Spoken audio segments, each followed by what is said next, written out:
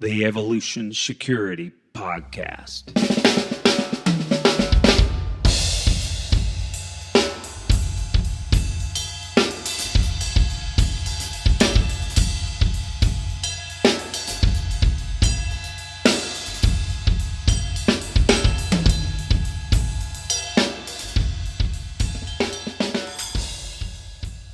We are super excited to bring back Cecil Birch to Tulsa, Oklahoma for his flagship course, Immediate Action Combatives, 23 through 25 September 2022.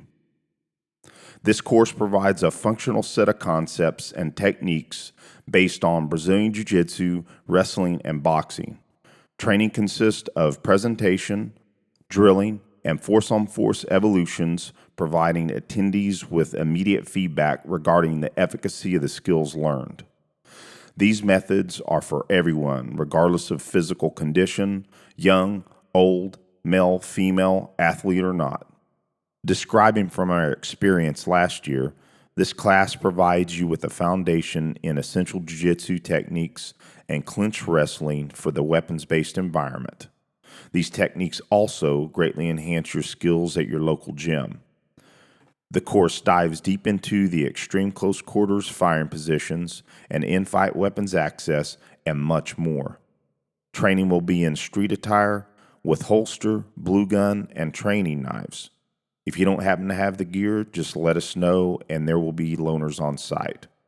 Again, come train with Cecil Birch for his Immediate Action Combatives class, 23 through 25 September. For more information, contact Aaron Davis at aarond1@cox.net. That's AAROND1@cox.net. We look forward to seeing you. Let's talk about our sponsor, Keepers Concealment, the original authority on appendix holsters and appendix carry, offering high-performance handgun training, specializing in concealed carry performance. Check out their flagship holster, the Keeper. This holster set the standard for quality, comfort, concealability, and retention. Keepers Concealment is also a proud affiliate of CCW Safe, the truly proven legal service membership company, offering dedicated legal defense. Heaven forbid you're forced to use lethal force. Use code KC10OFF and check them out at ccwsafe.com/keepers.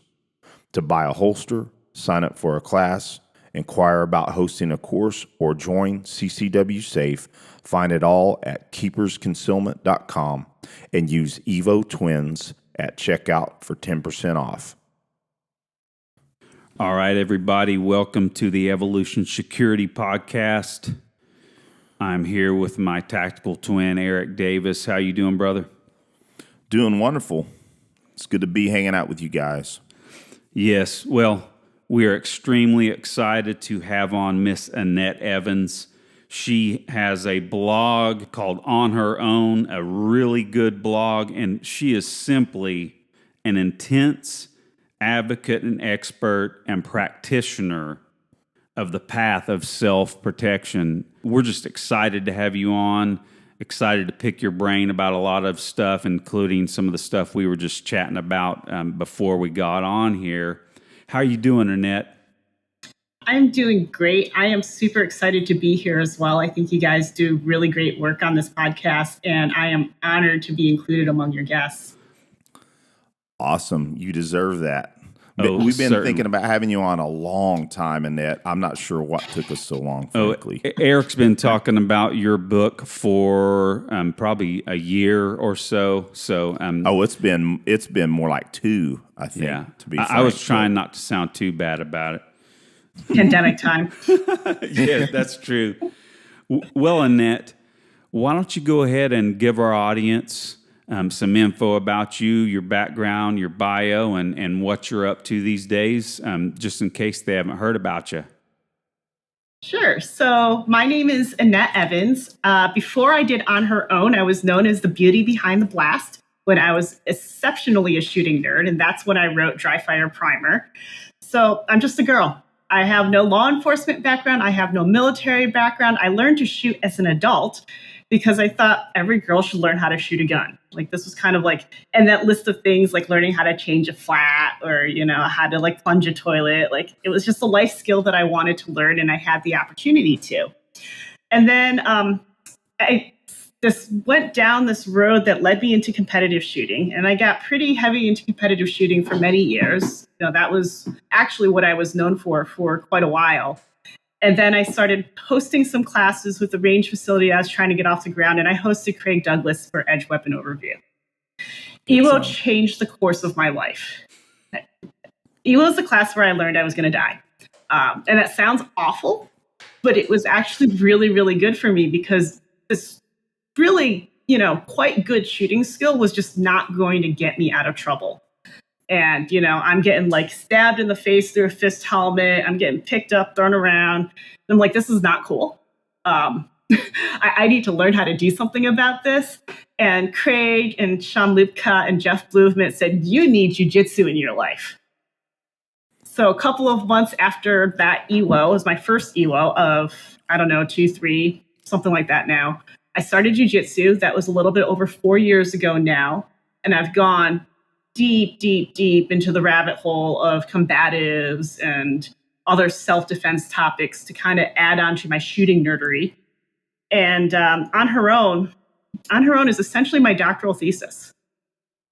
It is all I'm trying to pass on the lessons that I've learned and the information that I've picked up about how to survive and how to thrive. Incredible. And I just had to point out when you said that EWO changed your life. Isn't it amazing how many people we run into in this world of training that will say, ECQC just changed my life? 100% same thing. And so our listeners may get tired of us talking about it, maybe on other podcasts, but it's the truth. So, and then like you, everybody starts going as often as they can. I've taken it 3 times. Eric is about to take it, your 8th time? Oof. Yep. And then that doesn't count EWO, and you've taken a couple other classes, I think. But yeah, once you go there to Shivworks stuff, you just keep going. I have now collected the entire set. I have trained with everybody in the Shivworks collective. I finally hit Chris Fry up at TACCON this year. Awesome. So caught them all. I have more time training with Craig than a lot of people have on their training resume. And I have more time with Cecil, not just as a student. Cecil's very kind and lets me help AI his classes when our schedules can mesh up. So I have a ton of time with those guys, and it's been life-changing. William April's work is, anybody who is familiar with his work can see how much it influenced my work. Well, and Annette, it is interesting when we think about, and again, Aaron hits on the beating the dead horse about ECQC and the Shivworks collective. It's just a fact, and whether or not individuals that may, if there are individuals, I don't think there's probably too many, but if there are individuals that kind of poo-poo hearing about it, man, they need to get on board and get in a class and see what we're talking about. When we say that it changes people, it absolutely does. And I do believe, and we speak about this pretty often on this show too, is that, Tom Givens talks about, and not just Tom Givens, but multiple of our mentors talk about that really those that are really serious about training probably is around 20,000 people. And that may or may not ever grow beyond that. But I think that we're in the time where maybe we can gain another 50 or maybe even 100% more people. And I don't know, but it's certainly interesting to me when folks that find Shivworks, they find the Range Master family, they find all the individuals that are wrapped in that path, as we like to say, that man, they're just incredible people, and I think it's pretty neat,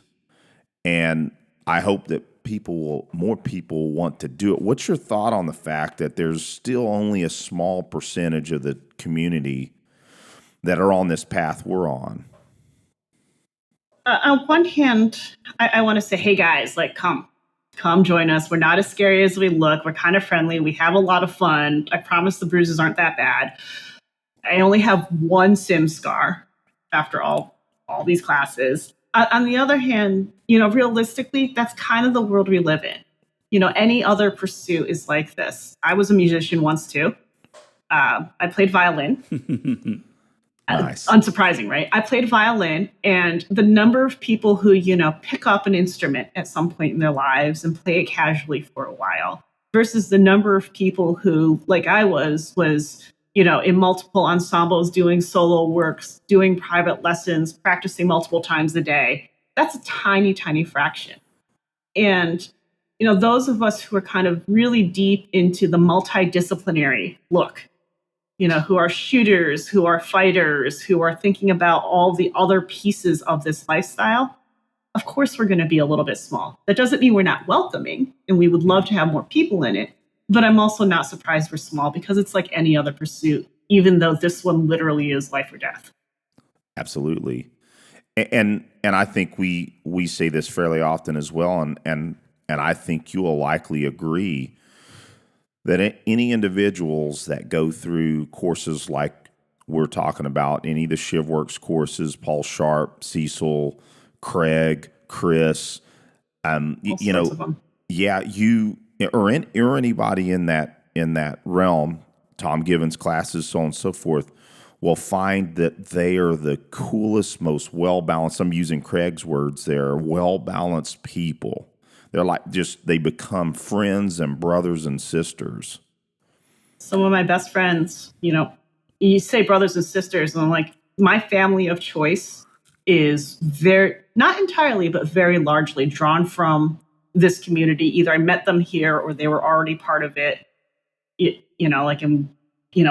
I joined them in this community later on. But there's something about the experience. And I think the people who do any kind of tough thing knows what that's like. It's almost like if you've ever been stuck in an airport with that same group of people on your flight and like 6 hours into delay, you're all friends, right? Yeah. It's like that, but so much more intense. Absolutely. And I think we talk about the development of mindset, and we know there's only one way to really develop mindset, and that is through doing tough things, doing hard things and sharing hardship or being under hardship. We know that that's really the only way to do it. And, not beat a dead horse, how Craig says mindset's not a verb, right? And so for folks that they think they need to improve their mindset, it's really the only way is to do hard things. And, we're going to segue into jiu-jitsu here in a second. That's exactly what jiu-jitsu is. Yeah. And we'll certainly hit on that, because I think that if you want to point people towards the right direction, it's tough not just to say, hey, go do jiu-jitsu. So I do want to say before we're going to jump into that right here in a second. I do want to say, because I think it's a really cool fact and a cool way that we learn of people, is I just happened to be perusing, learning about the Range Master IDC before I went to my first one, and I just happened to run into Greg Ellifrit's his blog, Active Response Training, and he was writing about taking the class with you. And I have to say, you got the casino coin, I believe it was in 13 seconds. Is that correct? It's like 13.5, something like that. No, there we go. Got it there. On there. That's absolutely impressive. I believe it is still the ladies' record. It was about half second off the old men's record until the boys down in Georgia decided to have a race and dropped it like 2 seconds, 3 seconds. Oh, wow. But, When we say boys in Georgia, are they some people we might know? The Oconee County Sheriff's Office for a while there was... well, that's cool. They are good shooters. Police officers really getting down. That's cool. Yeah. Yeah, and I'm trying to remember what because Tim Herron was in the class with me, and Cecil Birch hosted it. And he shot it. I have to think he shot it in 10 or 11 seconds, somewhere in there. It was really fast. Yeah. I have to go ahead. I'm sorry. I was gonna say, like, I think 10, 11 seconds, somewhere around there is kind of where the super fast men are going. I don't know where the ladies are coming in right now, but last I heard, I still have the record on that. Oh, I would bet you're correct on that. I just wanted to say I was impressed with that for sure. Well, and it reminds me when we start talking about the evolution of the times on these kind of famous drills, I liken it to, I don't remember exactly what it was, but wasn't there a time when it was thought that a 4-minute mile was impossible or something like that? Same thing with these drills. Everybody keeps getting better. The standards have to go up. In competition and in IDPA, they've recently bumped the standards up again, and because the community has simply gotten better. So that's interesting. Let's talk about an awesome training opportunity. We are super pumped to be hosting John Murphy of FPF Training for his Street Encounters, Skills, and Tactics class, the 5th and 6th of November 2022, just outside Fort Bragg, North Carolina.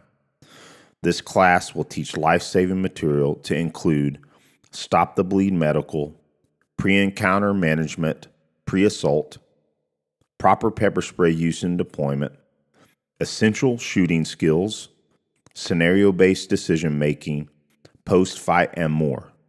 For tickets, go to our show notes and find the class link, or go to John's website, fpftraining.com, and look for the class in his course calendar. Let's talk about our sponsor, Tenacor. Tenacor continues to innovate with pressure test, purpose-driven carry solutions, from holsters to mag pouches to carry and duty belts. Their new Zero underbelt builds on the high-performing Zero belt, adding loop Velcro to the outside, making it the perfect platform to support your duty belt, competition belt, or if you simply want a reinforced carry belt. This is the ultimate solution. If you're interested in picking up one, visit tenacor.com. Now back to the show. Well, Annette, on that note, we thought it would be a lot of fun because, correct me if I'm wrong, and I don't want to put words in your mouth, but it seems to me like your main focus right now is jiu-jitsu. Is that correct? I mean, I went to class at 6:30 this morning, and I got out of class at 7:30 last night. So, yeah.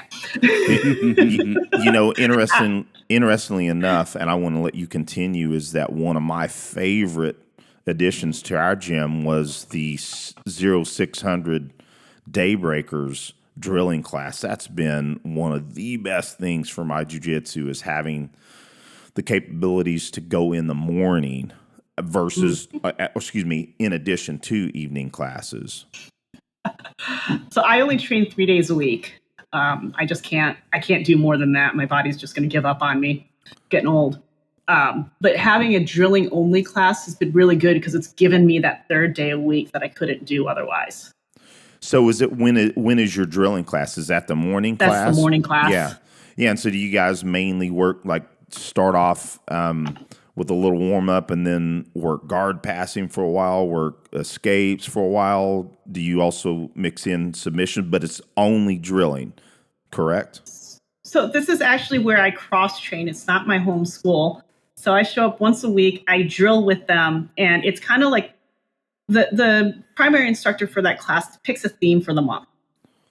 So like we had a whole month where we worked X guard or deep half, or we're doing like triangle and related submissions right now. And we just kind of spend a whole month kind of reiterating some of it. So there's some things that you'll drill 2, 3, 4 weeks in a row, and variations on it and cleaning it up. It's a really small class, which is also nice because, you know, people don't like getting up early in the morning.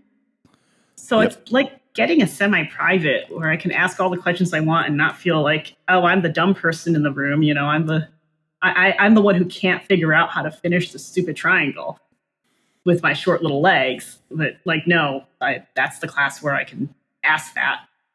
Well, it sounds very similar to how Adam Lamp, who runs our Daybreakers class, does a very similar. You know, like just recently he was doing a lot of spider guard passing.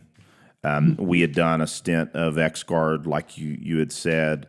I had asked for turtle breakdowns a little while back, and we spent quite a bit of time on turtle breakdowns. And yeah, so it sounds very similar, very cool. And you know, I'd like to comment. It's like I wish that people realize the efficacy of those morning classes, but I'm like you. I kind of think it's cool to have a little bit of an exclusiveness to the classes. So, I'm not saying it's connected or anything, but I was a 0 stripe blue belt for like a year and a half. Like picked up my first stripe last summer, started going to this drilling class in like October. Picked up my second stripe in December, my third stripe, I think in February, my fourth stripe in June. Awesome. Legit. So you're getting close to purple. We'll see. Like I'm saying, it's anywhere between 2 weeks and 2 years from now, I'll get my purple belt. That's a very good way to put it. And I have to admit, Annette, you just got yours. Yes, I sure did. It was about 3 weeks ago. It's not been very long, and that's been my goal. I'm gonna have to tell you, I say this fairly often. I'm embarrassed to say that I've been a blue belt for 11 years. Life injuries. I'm no longer in the Army, but I still deploy as a civilian. I mean, just all of it just really would get in the way of a progression, and I didn't deserve my purple belt until recently. So I think it was correct, and I still kind of feel like, did I really deserve it? You know, but the point being is, you hit it on the head. If it wasn't for Daybreakers and a lot of help from, I always like to shout out to Chris Curry, his help through this process, but having the Daybreakers along with Chris's and Lee's help, I wouldn't have been able to do it without the morning class, because that was the other aspect of my game that helped the consistency. And but I'm starting to make it about me. I didn't mean it that way, but man, I think it's awesome. We share that similar. I think that I almost want to repeat that. You were a blue belt for 11 years and you got your purple belt, and that says something. It says, when you could show up, you showed up. Yep. And you will get there eventually. And it might feel like it's going to take forever. It's like going between my blue belt and that first stripe. Like, I almost quit jiu-jitsu like every other week by the end of that, before I got that stripe. So I'm like, what's going on here? Is it the gym? Is it me? Am I just here forever? Is it what's going on? I don't know. Yeah, the blue belt blues, right? I had the blue belt blues super hard, but I kept showing up, and every time Rob puts a stripe on there, he's like, A, it's just a piece of tape, and B, you just keep showing up. Like, that's what it's about. You just keep showing up. I'm like, well, that's good, because my passing game is terrible. Well, I have to interject here that this coincides with your, I think it's your latest blog post, which is BJJ and the power of showing up, correct? Actually, that was a little while back, Aaron. Okay. But yes, That's go one ahead. I read today. Go ahead on.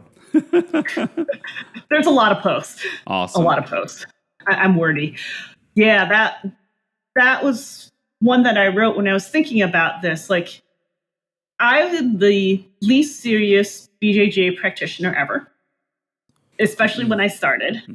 I showed up, like literally, like that was it. I showed up. I couldn't do half the techniques in class because I didn't understand what was going on. I couldn't remember anything at all. I didn't take notes. I still don't watch videos.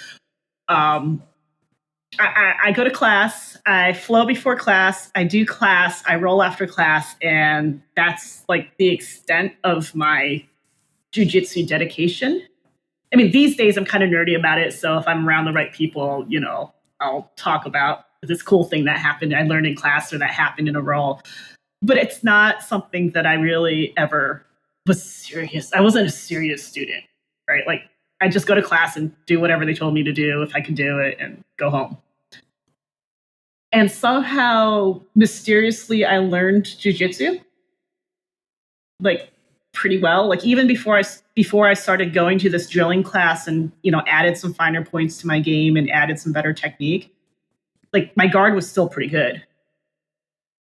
And it wasn't because I, like, learned how to retain guard or anything like that. It's like I showed up at class, did some stuff, let people beat me up, and went back for more.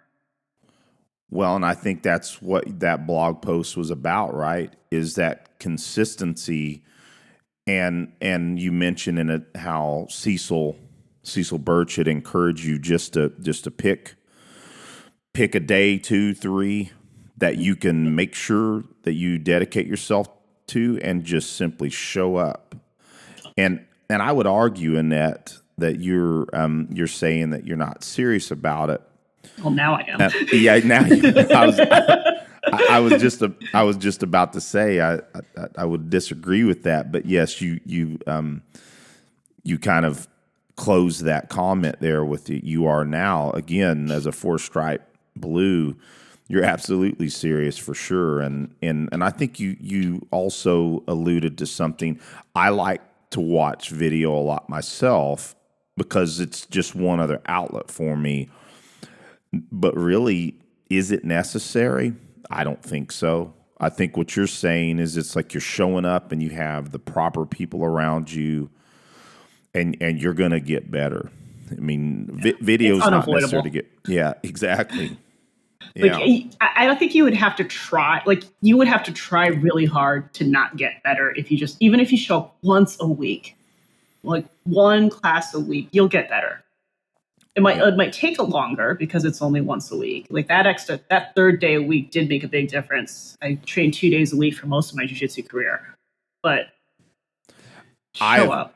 I've said before that there is an amazing exponential increase in capabilities when you go from 2 to 3, and it's only one more day a week. But if you think about it, it starts it's a logarithmic equation at that point.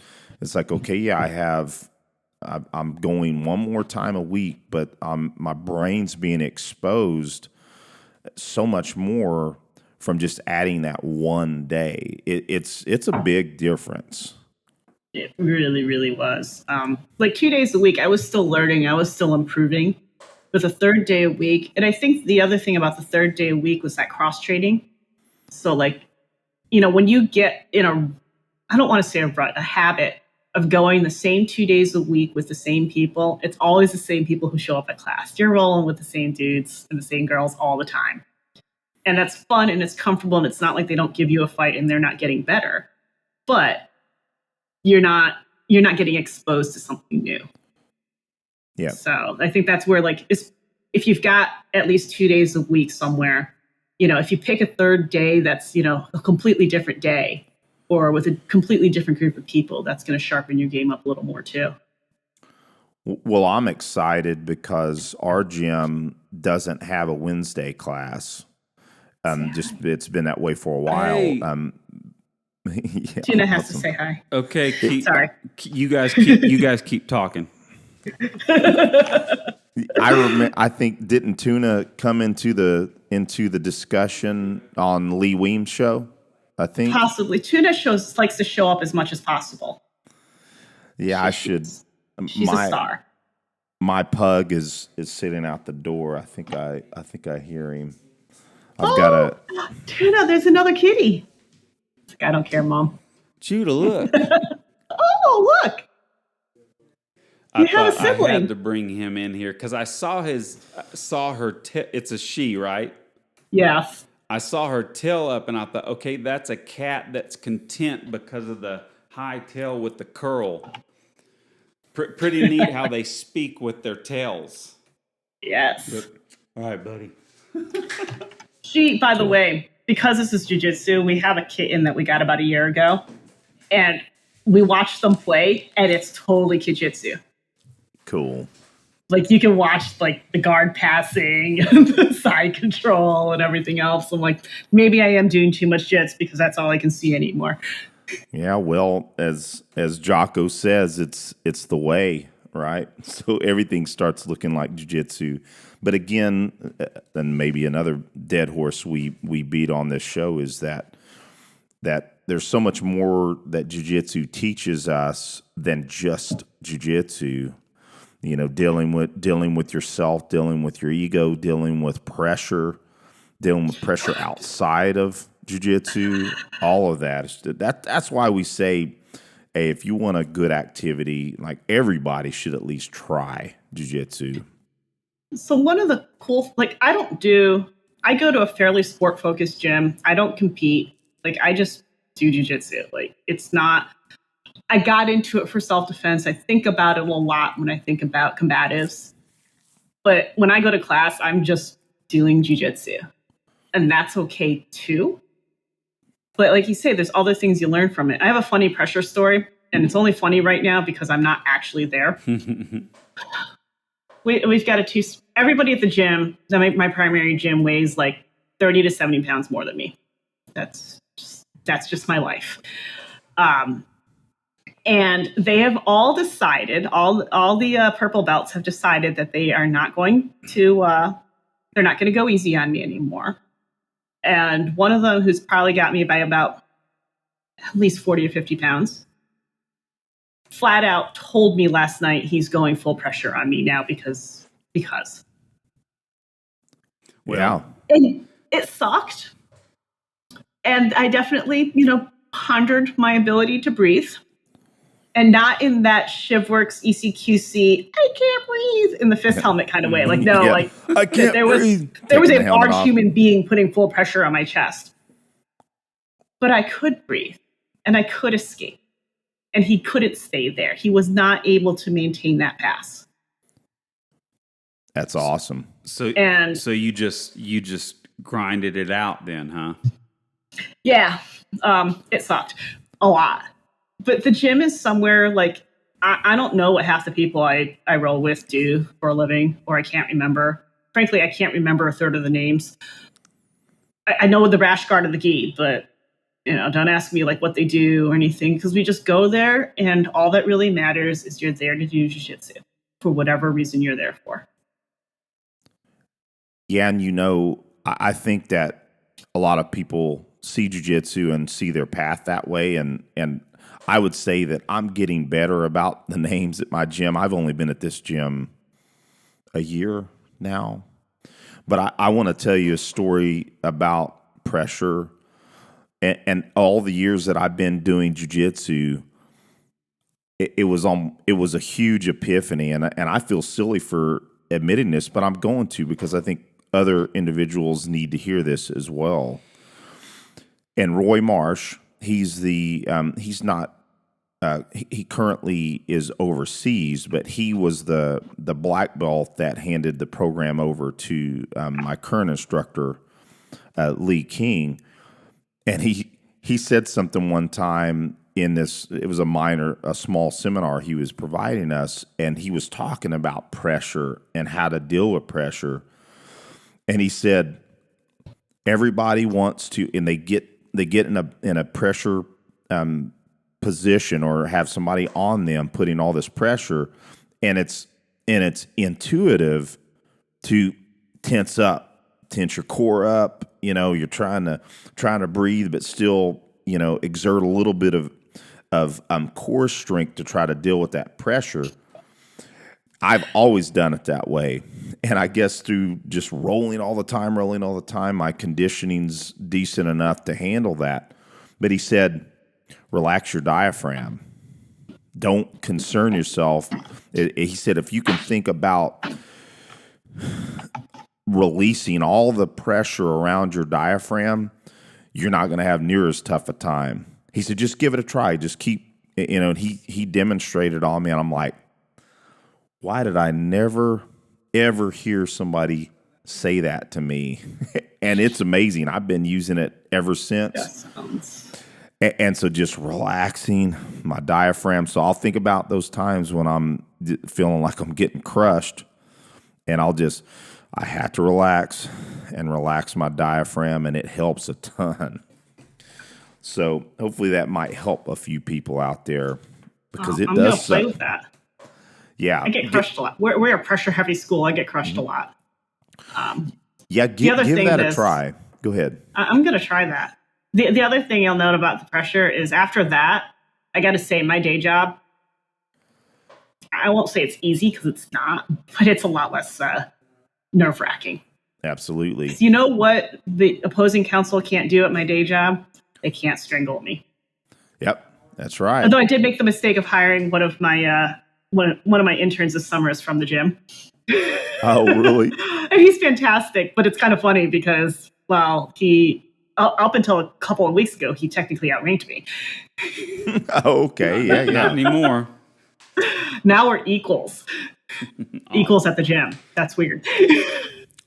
Awesome. Yeah, because you're progressing.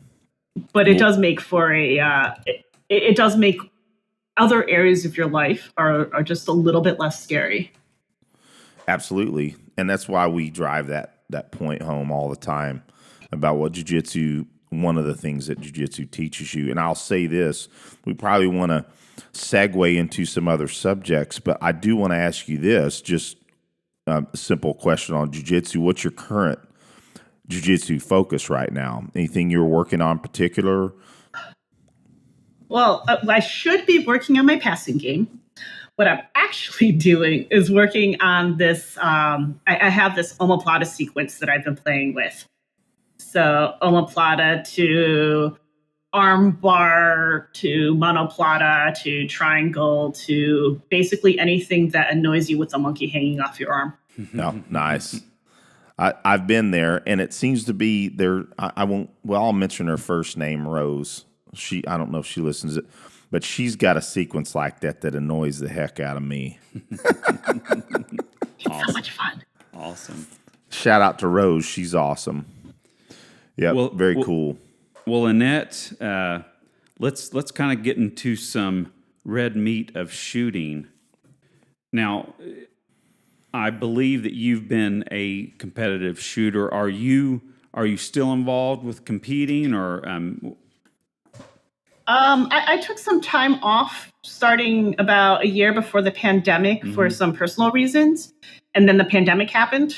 So I have not been shooting competitively for several years now. I keep saying I'm going back, and then I have things like, oh, but like jiu-jitsu, or oh, but I'm traveling. I swear I'm going back. I'm getting ready for it. I've got the gun. I've got a new gun for it and everything, because I have unfinished business in USPSA. Unfinished business. That sounds good. Yeah, that was going to be one of my next questions was what game you like to play the most, or what you do. And we started out. I don't know if there was a USPSA club where we lived here in Tulsa, so we started IDPA. I've just stuck that out. Boy, USPSA kind of confuses me, at least when I try and look at the rules. We might bore people by going into that, but I need to give it a whirl one of these days. I think so. I used to actually co-direct an IDPA club and then a USPSA club. We converted. And one of the things I always told new shooters is that at most clubs, or at least the clubs that I've been involved with, I've helped out with, I've shot at, if you're new, like, we'll help you. Show up with what you've got. We'll make it work. yeah, you're not going to do well in the standings, but you weren't anyway. So don't worry about that.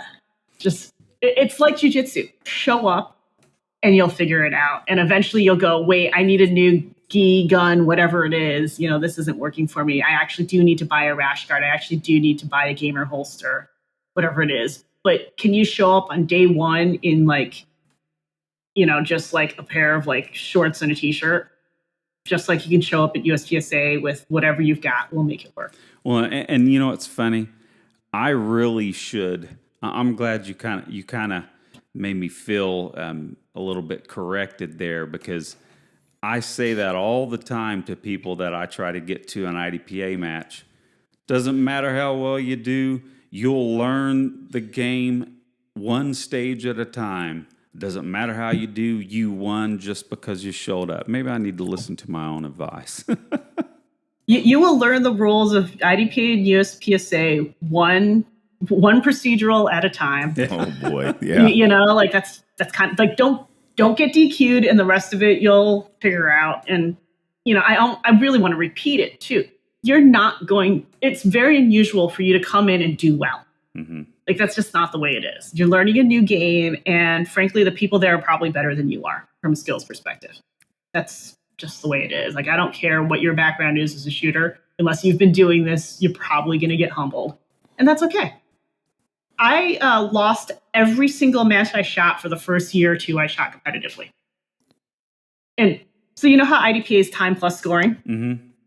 And you'd have like 60 seconds for a match. Like first place would be like 58 seconds. And then like it kind of fill in after that. And then you get to like the people who took like 80 or 90 seconds. And then that'd be like at like 185. Yep. Like when I say I lost matches, I'm like, they weren't sure I showed up at the same match and only shot at once lost matches. It was embarrassing. It was tough. It sucked. And I kept showing up, and I learned some stuff, and I practiced some stuff. There's that whole dry fire thing that happened. And I've gone back to some of those matches and won them. Yeah. Absolutely. And now correct me if I'm wrong, you've had some regional championships in USPSA, correct? Yeah, I've been the USPSA Area 8 Ladies Champion in production. Awesome. One year, I won the ladies centerfire pistol title for East Coast Steel Challenge.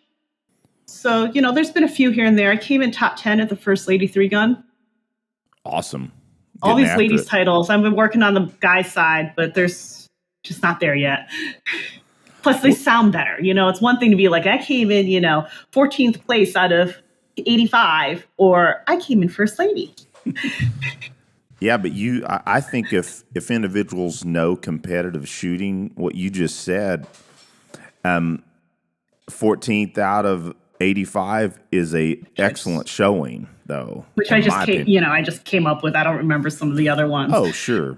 They're not the press ones, but like it is what it is. And I've shot 70-80% matches, so I'm happy about those.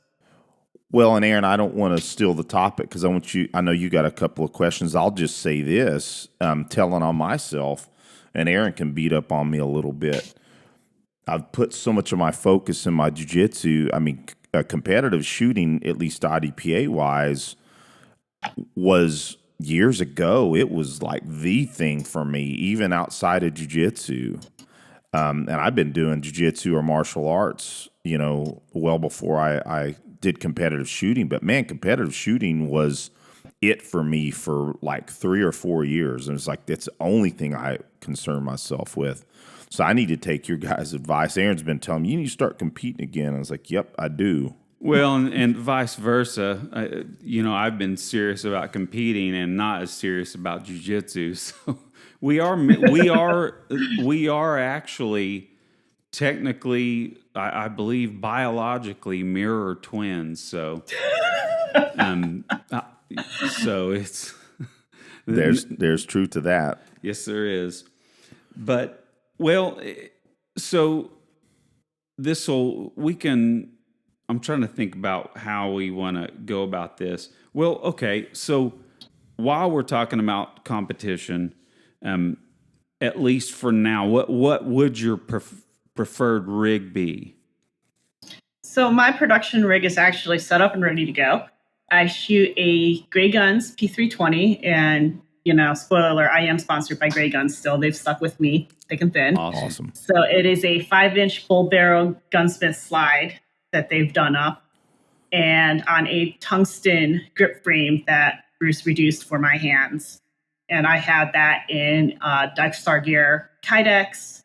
I am running Henry Holster's magazine bodies right now, magazine carrier bodies. I'm looking at my rig right now, and I'm running a custom belt that Jules Considine is playing with. So he has some ideas. Can you show us your pistol? I'm going to have to unhook myself and return in a moment. Yeah, that's fine.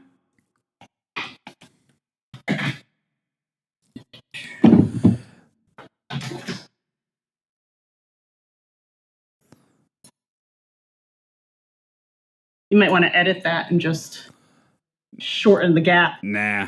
No, we've gotten to where we just let it roll. Even me rolling out and getting my cat, we just put the humanity in there. And Annette, before you even describe that, I have to ask: did those come from your dry fire pants? Yeah. This is actually not on my dry fire pants right now because I've not been dry firing as much as I should be. There's stuff going on, so unfortunately, but it is right next to my desk, which should tell you something too. I'll hit on that when we talk about your book, but the dry fire pants are special. I love the dry fire pants are. I think I actually just wrote about them on Wednesday. Awesome. So Wednesday. Go ahead. There's such a useful concept. It's just that whole idea. I stole it from Carla Herzig. This whole idea of like reducing the barriers to doing a thing. Absolutely. And I mean, we're on the subject. I'll just breach it right now, is that was one of the coolest things I learned from your book. I was like, what on earth? Why did I never think of that? I mean, dry firing for, 20 some odd years, being serious about shooting, and like dry fire pants. How freaking simple a concept, but how foreign a thought. It comes from people. I mean, it came from Carla, and I stole it and tried to popularize it. It comes from people who don't like to wear real pants.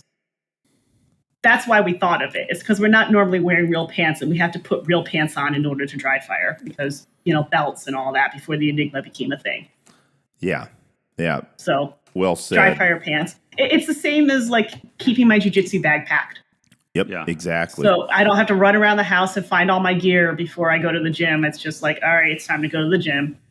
Well, and since we mentioned it in case, and folks are probably figuring out what we're saying, but essentially, and tell me if I get any aspect of this wrong, what Annette placed in her book, the dry fire primer or primer, what do you call it? Do you call it primer? I call it the primer. Okay, because it's like vernacular depending on who you speak with, primer or primer. But that dry fire pants are essentially what you typically either carry and or compete in, that you set up a pair of pants that are what you would normally compete or carry in, the exact same rig, a duplicate, and that you have them hung up, that you're ready to dry fire. Because I can, it takes you, if you're serious about doing it correctly, it takes you 5 minutes to get dressed for dry fire practice. If you're having to grab all your stuff and do it safely, you better be clearing everything, all that good stuff. But your dry fire pants suggestion, that book is brilliant, and folks need to heed to it. But do I have that correct though? So dry fire pants, it's reducing the friction, right? Even if you only own one gun, even if you only have, you have a gun that you carry and that's the gun you use for everything, it still sets up between that and the dojo. It sets up a way to make it faster and easier and less work and less thought to get started with the work. And you have less of an excuse to the barrier, like you said earlier, just remove one of those barriers. Yeah. If you've only got 15 minutes to dry fire, I want you dry firing for 13 of them. Yeah. But if you have to like run around and find your gear and like you got home and you put on the comfy pants, because don't lie, you put on the comfy pants, right? Like we all do it. Yep. And you're like, oh, but I haven't dry fired yet today. Your dry fire pants has a belt on it, has a holster on it. You know, if you've got an extra gun, you can get that out of the safe or however you can store it safely in your house, or you need to clear your carry gun, but you can just step into those pants and they're ready to go. And if you've got your dojo set up or a little area set up with all your gear, you don't have to go, where's my shot timer? And then you don't have to think, what direction was safe? You know, did I actually pick and choose a good, safe direction? Do I have, you know, a book of drills ready to go? Whatever it is. That's 8 minutes of your 15 minutes of dry fire time. Well, and Annette, you know, you just reminded me of something that I wrote a note in my journal about. Like, I have a section where I put new gear I need to purchase, and it's not, you know, it's typically not gear I just want. It's like, hey, I need this. And that was a realization kind of on the same note was I need another freaking timer because my range bag sits down in my garage. And that is one aspect that, my timer's downstairs, or it remains in my dry fire dojo area, and I'm having to grab it to make sure I have it at the range. So I'm defeating myself a little bit there. So I wrote a note. Go ahead. I really want one of those AMG timers, but there's like a several month wait. I don't know if you guys it's know several months, if it's Commander? the AMG Commander that Mike Seeklander recommended. So, go ahead. A little birdie has told me just today that there is a new version of the Range Tech shot timer coming. Well, I'm just saying. And it's not a boutique one. Eric, like looking for one of those Commander, it's like ordering one of my custom guitars. You know, sit back and wait. It's like ordering knives. Yep. Yeah. My favorite time-consuming hobby is having a custom knife on order. Oh, rock on. Now, real quick, so you said, what was the timer again? Range Tech.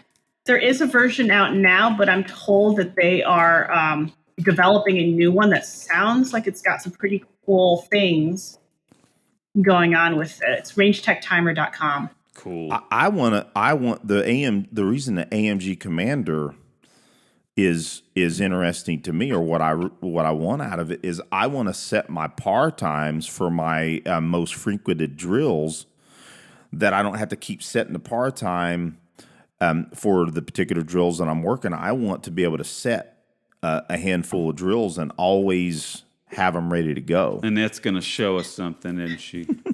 I'm going to show you my ancient Pocket Pro 1. And the reason I love this thing for dry fire is it's really easy to set par times on. Like literally, that's it. That's why I still have this thing. It's you can see how old it is. It's because it's actually it's a rescued shot timer. Even worse, it still says unbroken on the side. It's like rescuing a cat or something. A Pantera song. I'm broken. No, sorry. I'm broken. I had to pick that up there. It's like, that's okay, shot timer. I'm broken inside too. We all are to a degree. That's why we do jujitsu. Exactly. Well, you know, interestingly enough, I use the Pack Timer 3. The par time's easy to set up, or fairly easy. It's fairly intuitive. But man, I even want to reduce the amount of time I have to mess with it still yet. Well, but yeah, you're right. That is that timer is intuitive. It's got to be the one. The Pocket Pro 2 is a little harder. It is. I literally, that's what I have. And setting the part, I literally like poke buttons a few times. Oh, that's the right button. No, that's the wrong button. Wait, that's the wrong way. Every freaking time. And I use the dang thing. You know, I still haven't figured it out. So, but hey, before we go too far, we want to see your pistol if you've got it. Still want to see the gun. So you can see I actually have a barrel block in it now because I do use it for dry fire. Cool. And that's actually probably the biggest thing I've added to my recommendations is now that barrel blocks are available and they're like $8, and you can take them out and put them in without disassembling the gun. I don't think there's any reason to not use them when dry firing now. Very, very good point. Because I have a safe direction right there, which is super cool. But actually, most of my office is a safe direction because of the construction of my house. So this is my Grey Guns 320. Because of the grip reduction, we added some grit to it to finish off some of the surfaces. You can see the really, really cool slide serrations that are on this model. Nice. It's drawn from like that old 1911 kind of look. Yeah, that's a sexy pistol for sure. Yeah, my new friend CB is going to dig on that. I'll have to tell her to listen to that. Now, I'm curious. So is the side of the grip, is that like a laser job or something? Yeah, so this texturing is something that Grey Guns does. Mm-hmm. They call, I think, the dragon scale or something like that. I find it, comfortable and grippy without being overly done. And it's normally on the back side, on the back strap as well, and everything else. But like I said, we had to carve some of that off. Sure. Well, that's super cool. And the other thing on there, I have their hybrid trigger. So that's kind of a hybrid between the straight trigger and the curve that I find much, much more comfortable than all the straight triggers. I don't like straight triggers. And this takedown lever is from my very first 320 when I was still shooting for SIG. So this is a Gen 1 320 takedown lever that I still prefer over the new style. Nice. Very cool. And the FCU in this gun is, and I have the Grey Guns extended slide release. The FCU in this gun is, again, from my original team gun. We've rebuilt this FCU probably 2 or 3 times, maybe more. But it is still the original FCU that I had on my very first 320. That's like rebuilding your favorite car's engine and keeping it going down the road. That's cool. I love this gun. This is... I shoot this gun really well. I really like it. Awesome. What sights are you running on it? Go ahead. This is essentially a Dawson front sight, more or less. And this is the SIG P220 Elite rear sight. Gotcha. So it's an adjustable rear. This is one of my favorite rear sights that I've ever used on anything. We love our Dawson sights for sure. Yeah. And we're talking irons. Yeah, that rear sight is, I've had it on almost all of my 320s, and it's fabulous to shoot with. Sucks for carry. I wouldn't carry it, but it's really great for everything else. And we sure want to talk about carry later. Now, Eric, do you want to, let's get into a little bit of more of your dry fire routine and what led you to write that book, Annette? I was answering a lot of questions very long-windedly, as I do, and they were all the same questions. And I realized that there might be something in here. I am a big fan of Steve Anderson's books, Ben Steger's books, which were pretty much Mike Seeklander's books, which were pretty much it in the dry fire realm when I wrote my book. And they were really great books, but I felt like there were a lot of very elementary questions that they didn't answer. Like Steve would be like, set a par time. I'm like, but Steve, how do I set a par time? Interesting, yeah. And people would be talking about dry fire, and I'd be teaching a couple seminars here and there and realizing people didn't really understand the concept of a safe direction. Hey guys, what direction do you dry fire it in? And be like somebody's TV, a light switch. I'm like, hey, what's behind that light switch? My kid's room. Like, I know you're pretty sure your gun is empty, but maybe not do that. Just saying. I've known some really good shooters that have put holes in walls. So yeah, and there was a lot of. I'm a nerd, and I'd spent a lot of time thinking about things like how to improve performance. And I was getting little bits here and there, like there'd be a little bit in one of Ben's books, and everybody's read Lanny Basum, and everybody's read The Inner Game of Tennis, and pulling little bits here and there, and I wanted to apply it to the action shooting sports. This works for all shooting sports. Pardon me, did you say Lanny Basum? Lanny Basum. Oh, yeah. So With Winning in Mind. Oh, yeah. Excellent book. Yes. And The Inner Game of Tennis, which is actually my favorite in that realm. It's the book about shooting that's actually about tennis, but it's actually about shooting. So I've been thinking a lot about that and how the brain works and how learning works. And realizing that I was talking about this a whole lot. So I collected it all into, it's not a very long book. I think it's like 80 pages. and put it out there. Didn't really expect much out of it. It's still selling. It's still, people still think it's really helpful because it's the book that I recommend that you read before you pick up Ben or Steve's or Mike's books, because they're, this great set of how to improve your shooting. I'm like, yeah, but how do you set up to improve? So that's why it's called the primer, right? Right. Awesome. And the other thing that's really helpful is I find that for people who plateau, they're like, I've been dry firing, for my whole life, or, for the last 10 years, but I'm not getting any better.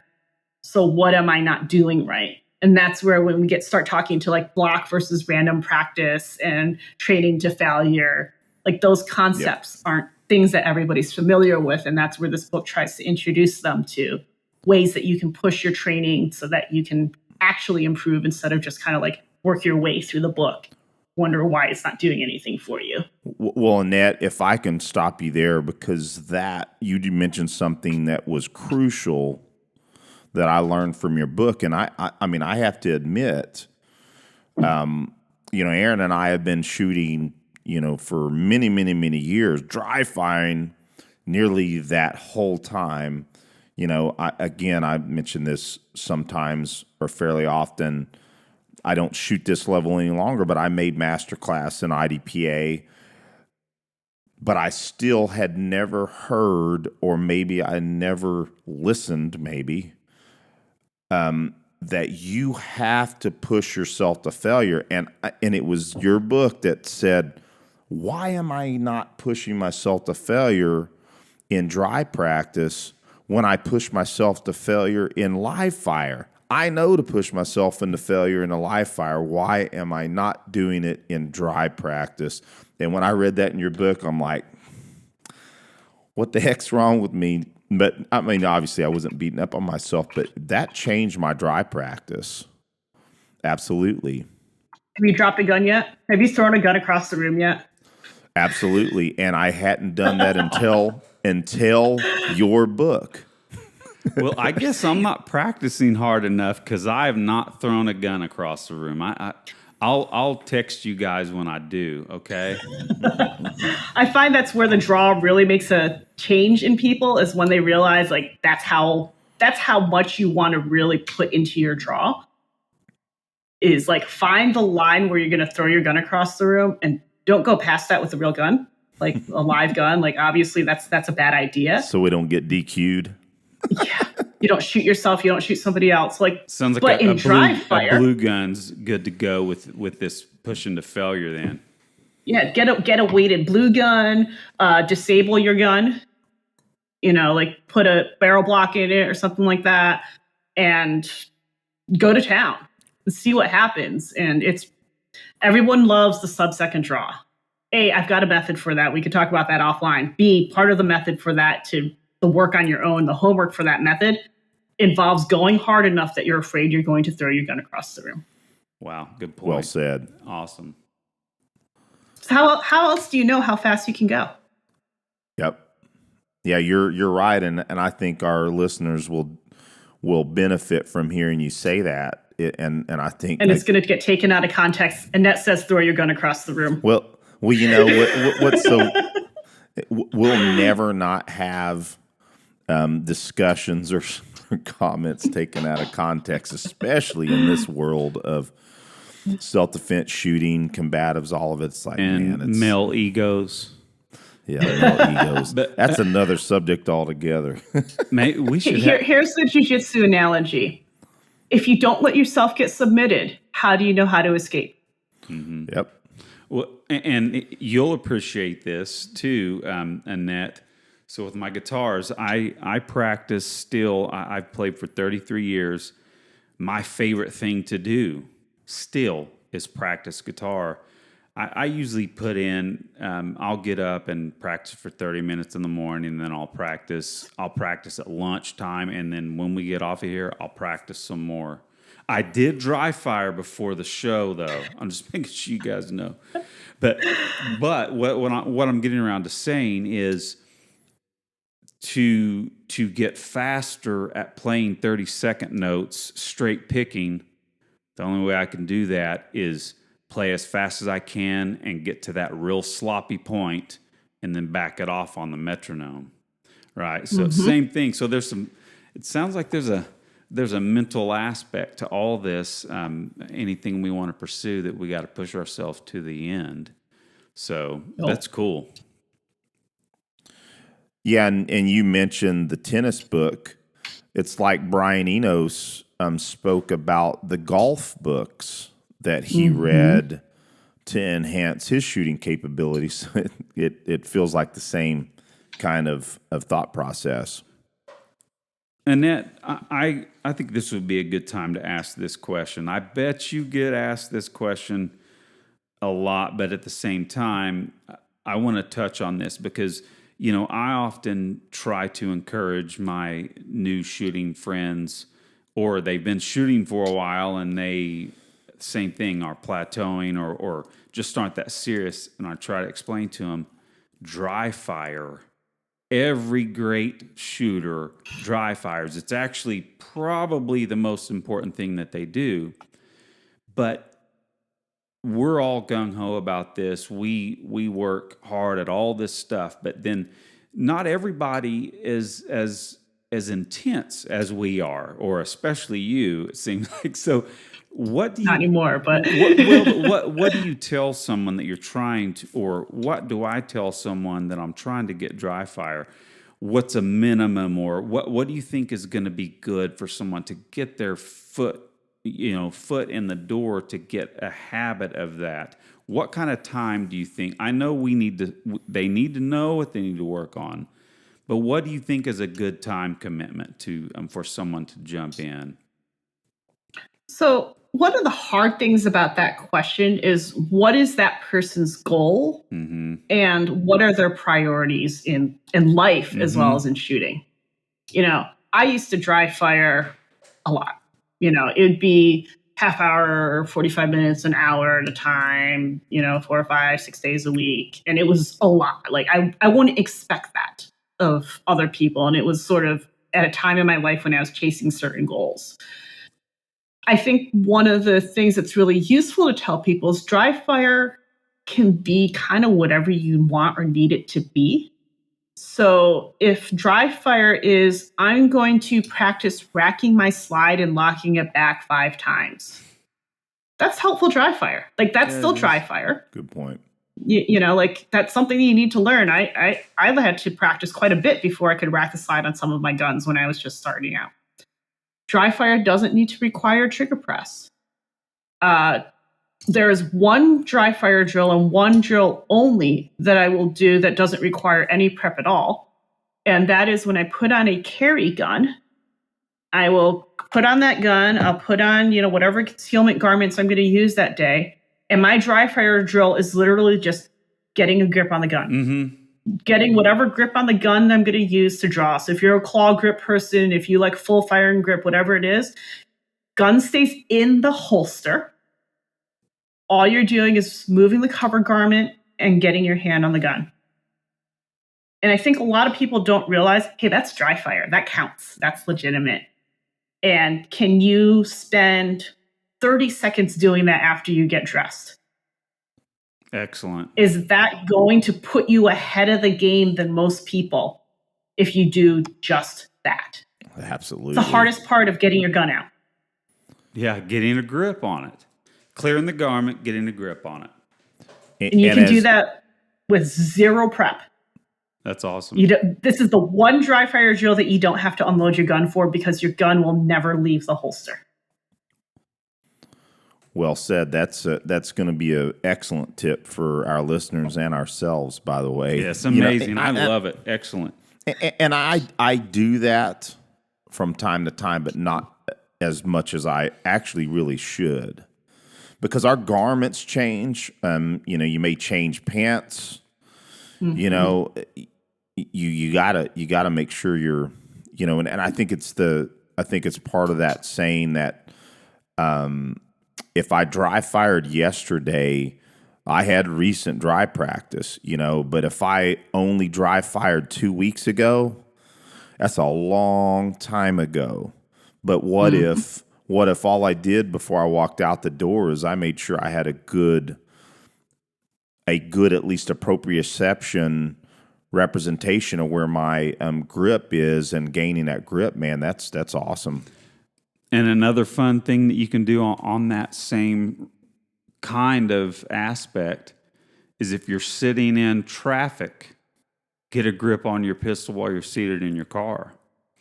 Just watch out who's around you. Oh, of course. Well, I've got dark tinted windows. But I mean, yeah. Just literally no one will see you, especially if you're carrying appendix. But yeah, I've done that, not consistently either. But when I think about it, I think I need to get a grip on this pistol as I'm seated here. But yeah, that's an awesome reminder. And the way you defined it to people to say, it's okay, this is real dry fire. And the racking the slide, I can think of friends that have a hard time racking their slide. They, in one of my beginning classes, some really good friends, they just still have a hard time racking the slide, but that's dry fire. I love it. Uh-huh. Cool. You'll if this is the thing for you, it'll grow, right? You'll go from, I'm racking the slide, I wonder if, or what if I do this, or hey, I'm getting that grip on the gun. Can I set aside a little time to actually come to a full draw? Like it'll come or it won't come. And frankly, none of us really have control over what another person decides.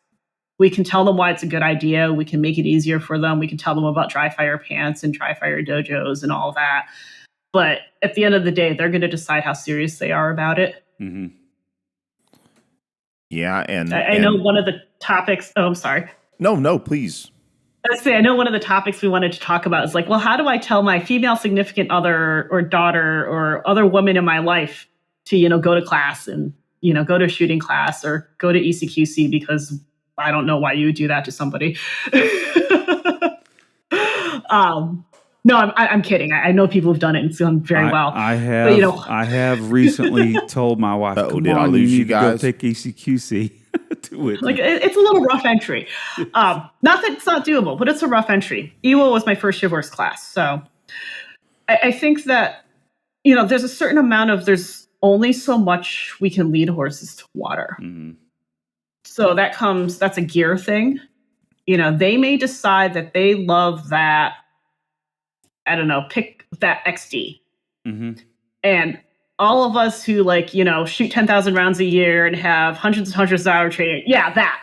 Or you'd be like, really, is that what she had to like? Does she like it? Is she willing to go train with it? Mm-hmm. Will it make it through class? Like that is kind of a thing. Like, will it make it through class in a way that's not frustrating? And let's be honest, almost anything on the market right now will probably do that. Mm-hmm. And if not, bring them back up, but don't make them use it until stuff starts failing. Yeah. Right?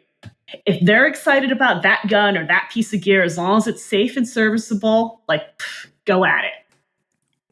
Right? Like, we can't make those choices for people, just like we can't make the choices for them to even go to class. We can make it easier. You'd be like, hey, I'll take care of babysitting this weekend. I got the kids this weekend. You go to class. Let me pack your lunch for you.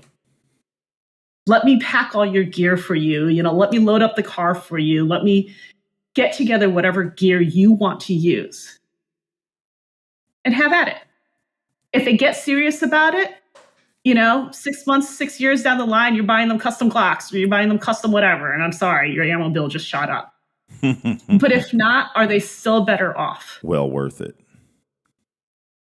They're still better off if, all they did was go to that one class with their XD or whatever it is. Kimber Micro. That's a popular one too. You might want to bring a backup for that gun. They don't make it through class very often.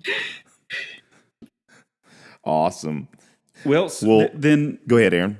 I'm sorry, but in this, so we're kind of just excellent points about dry fire. And I'm embarrassed to say I've not read your book yet, but I know I'm going to now.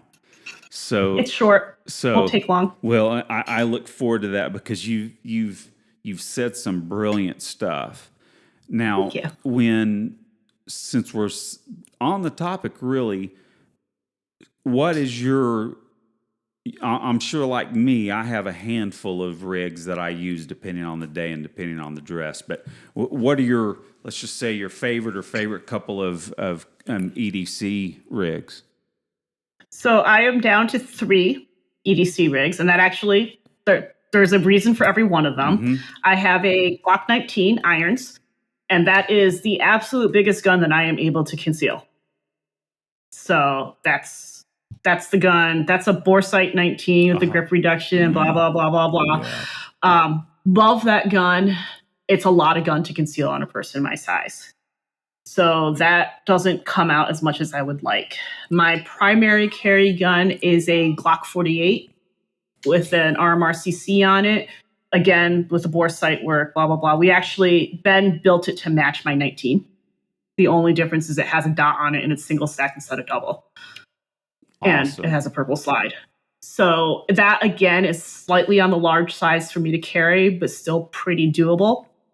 And then when I need to go for super easy, super no thought carry, I am currently carrying as my micro gun a Beretta APX A1 carry. So full disclosure, Beretta sent me the gun. They've asked me to do some work with them on it to help promote it. But I got to be honest, I got this gun and started playing with it and went, this is a tiny flat revolver I've always wanted. It is a flush fit magazine, 6+1 rounds, striker fire double action, and I can throw a dot on top. And about the size of a 365. Oh, wow. So you said it's a 43. You said about the size of a 43? Yeah. 43, 365, somewhere in that range. So it's got a capacity issue for people who like their, high cap micro guns right now. But I really, really like having a double action gun for carry. Maybe offline, I'd like to see a pic of that. I could obviously look it up, but I'm interested in it. Yeah, it was a gun that I was surprised to like as much as I do. But it's like carrying a little miniature. It's like carrying a flat revolver with a dot. Man, that was another thing I was going to ask if you had been getting into dots. Our listeners have heard this story multiple times, but I had cataracts and had I've got bionic eyes now. I have to have these glasses on for computer, but otherwise I can see great. So I've gone to all dots. I have a Hollow Sun 507K on my Glock 42, not just a 43, right? And it's because now I can see irons a little better, but I just would never want to responsibly use irons with my close vision. So I was curious if you're digging on dots much. I love dots. I've spent a lot of time behind them. My light pin is with a dot. So my light pin is with a dot. My casino record is with irons.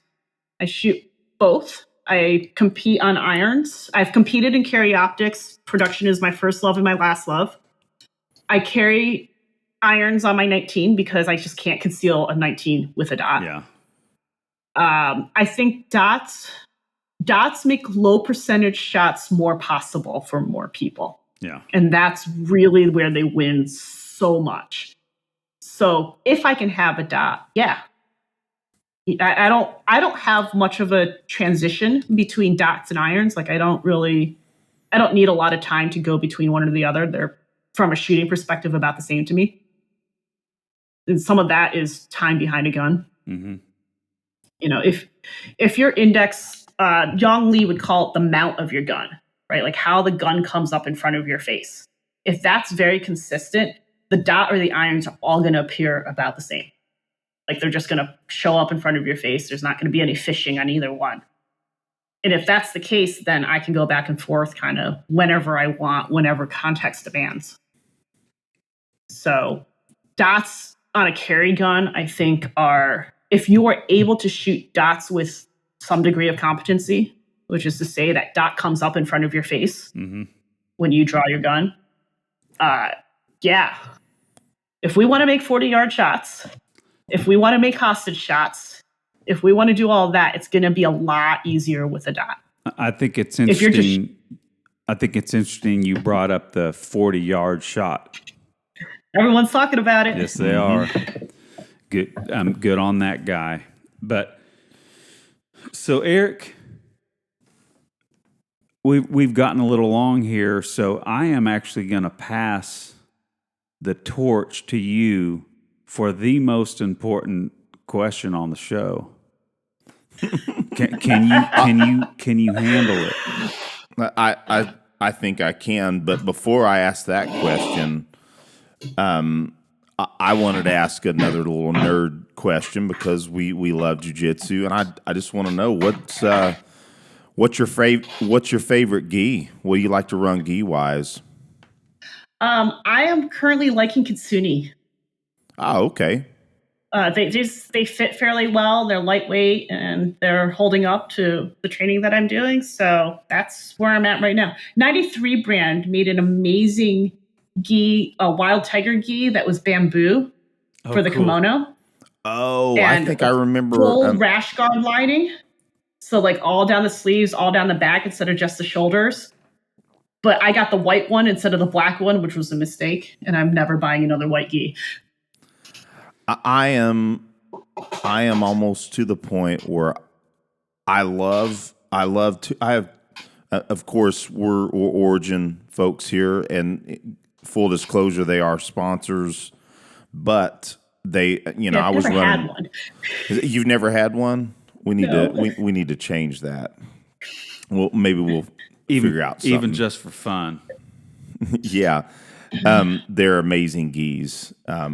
But I have two white Origin gis, and one of them is one of my favorites. It's the Path gi. It's just the meaning behind it, number one.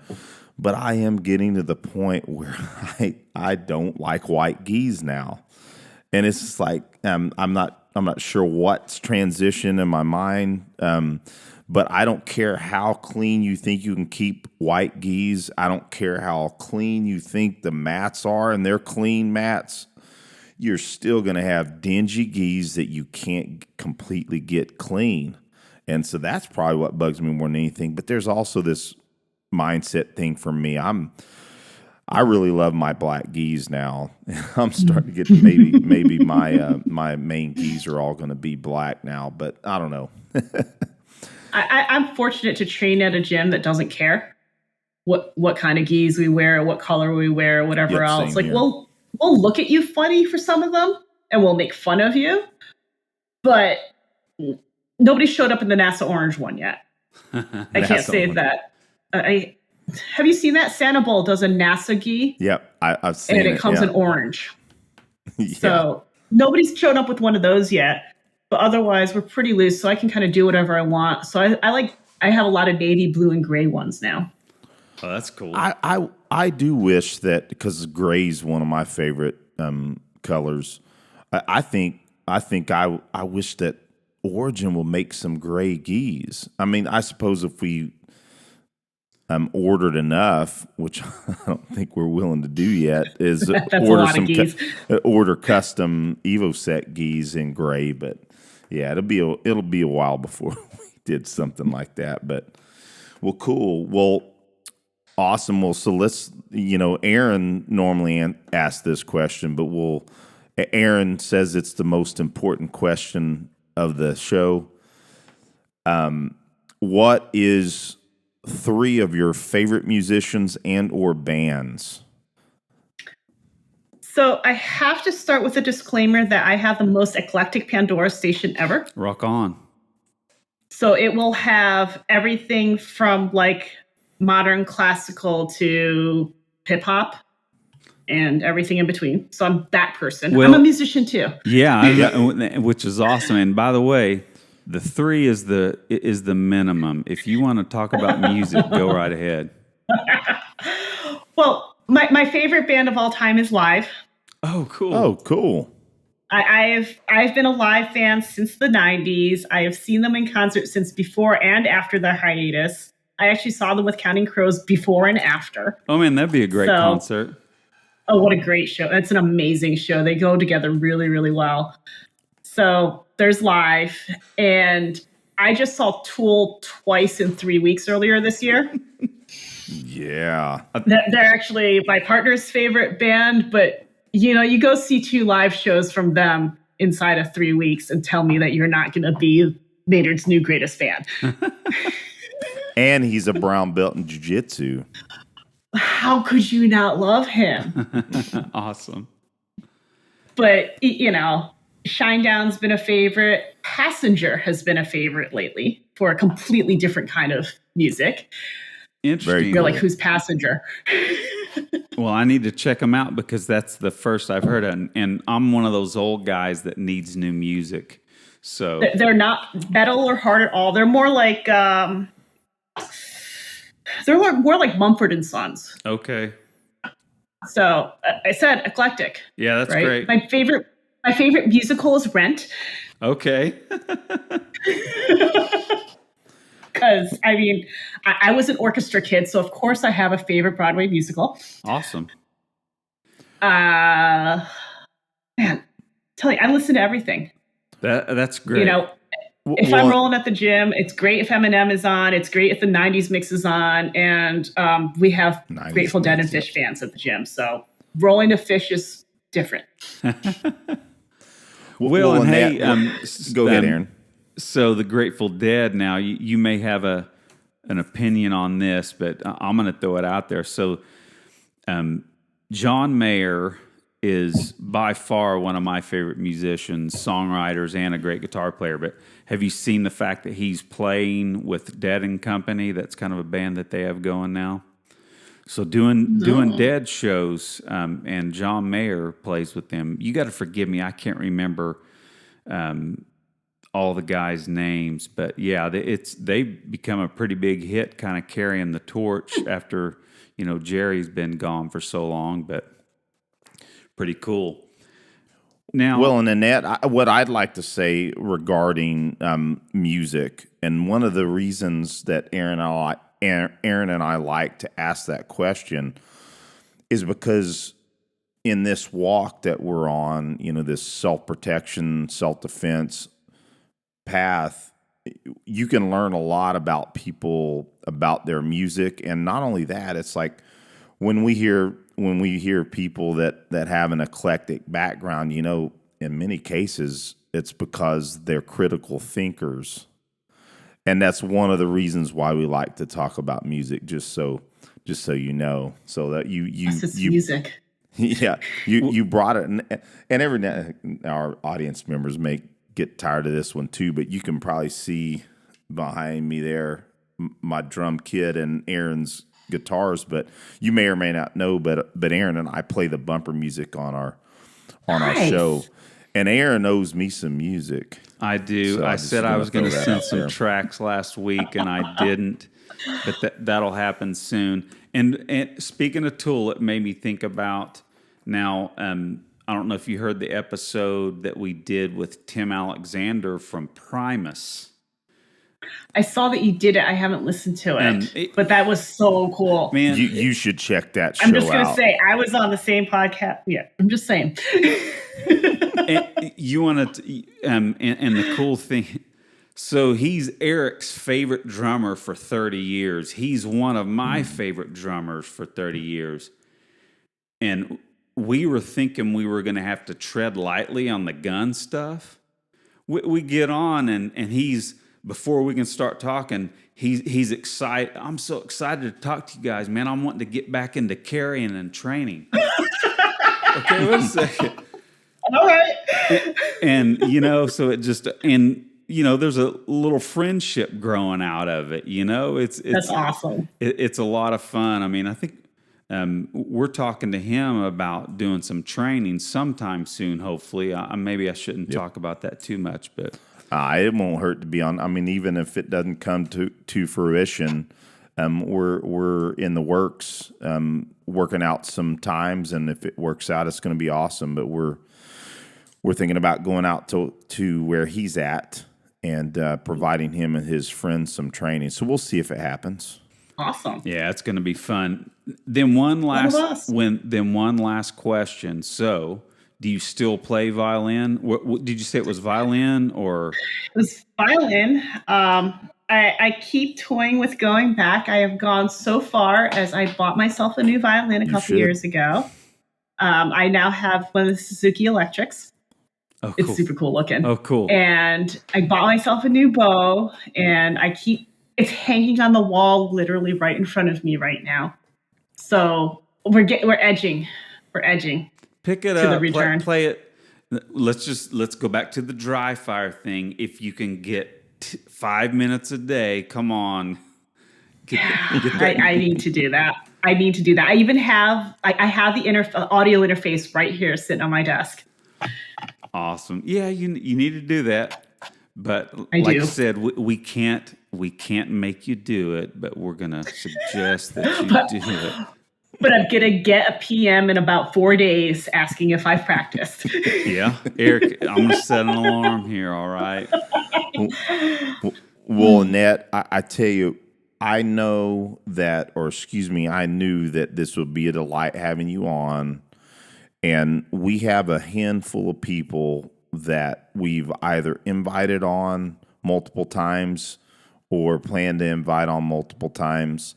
And we would love to have you back. You've been a super delight. Thank you so much for coming on. It's been a pleasure. Thank you. Like I said, I was super honored to be on. I've had a lot of fun. I'd be happy to come back if you want me back.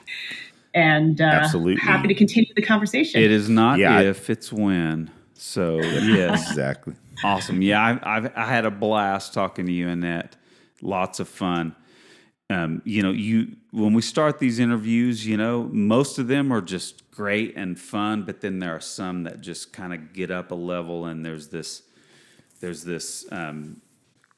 just really open, fun conversation, and this has been one of those, and so it's a lot of fun.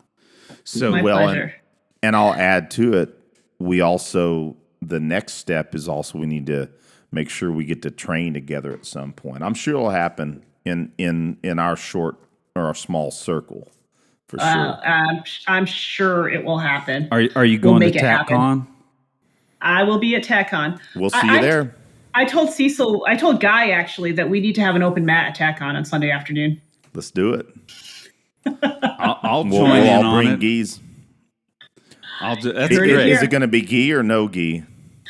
I mean, no gi is easier for everyone traveling. Yep.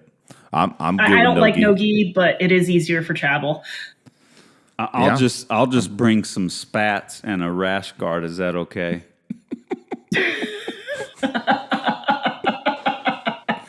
Yeah. On that note. Well, you guys have a good evening. A lot of fun. We'll talk soon on the show and at TACCon. Have a good one. Sounds great. All right. Have a good one. Thank you. Take care, Annette.